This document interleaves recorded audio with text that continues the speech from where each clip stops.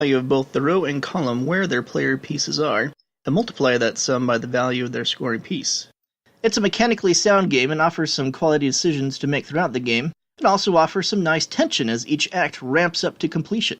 My wife was not a fan of Kingdoms and found it a forgettable game. In fact, it was so forgettable that when I told her that Beowulf the movie board game was a re-implementation of it, she had no idea what I was talking about.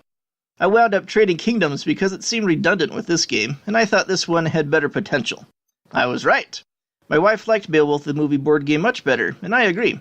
The addition of special tiles and the 3 different boards each act is played on are great improvements. We played the game with our friends, Brett and Jessica, and they enjoyed it too. I wound up winning a close one thanks to some consistent and lucrative use of the boats, which are the only scoring pieces that return to a player between acts after use. I thought I had a comfortable lead, but then the other players started getting back into the game. I had to go out of my way to sabotage parts of the 3rd act board to keep my lead intact. It's hard to predict how much replayability Beowulf the movie board game will get from me. It's a quality title, but not the sort of thing that inspires consistent play. I wouldn't be surprised if it winds up getting dusty between plays.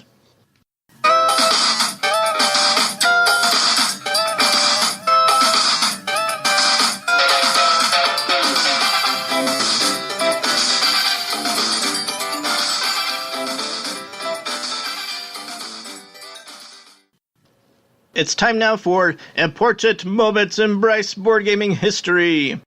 Last week I described the revelatory experience that Dominion was for me. This week I'd like to tell the story of another significant positive revelatory experience.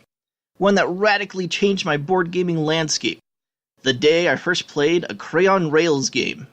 It was the fall of 2012 and I had just been hired as an adjunct instructor at Iowa Western Community College after completing my master's in English.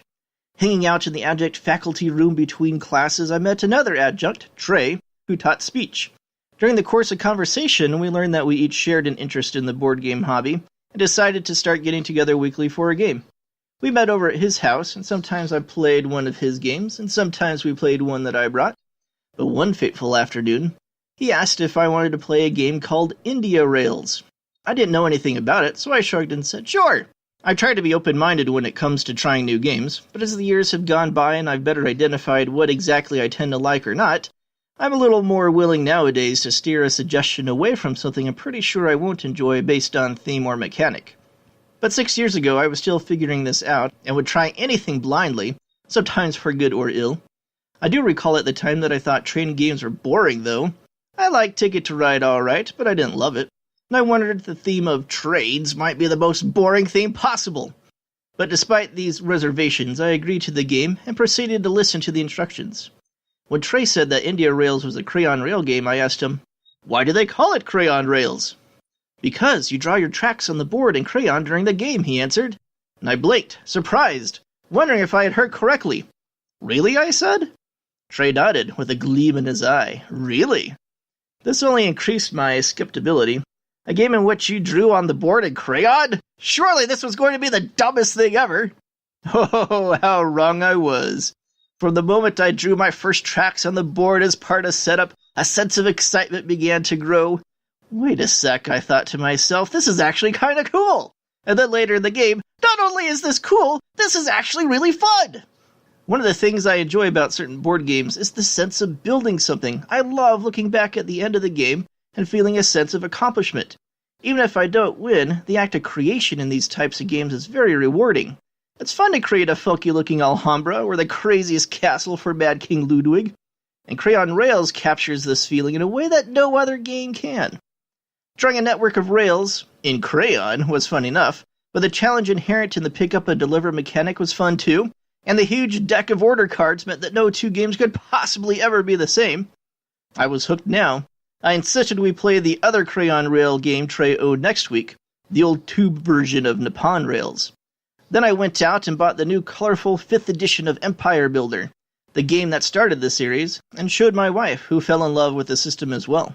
It took some time, but I eventually tracked down copies of all the games in the series, including the out-of-print, at the time, Iron Dragon, which became our favorite in the series. But not only did I gain a love for Crayon Rails that day, but that day was also significant in opening up the entire train game genre to me.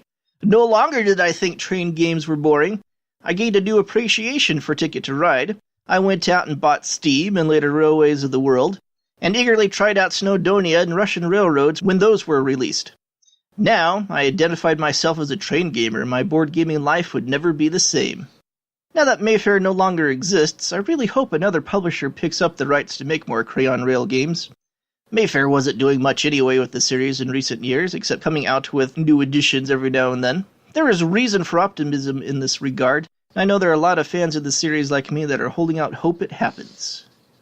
Well, that will do it for episode 8. Thanks for joining me. Feel free to join the Out of the Dust podcast guild at BoardGameGeek.com. Follow the podcast on Twitter at OutOfTheDustBGG. Leave a comment at the guild. PM me on BGG under user handle Radagast14.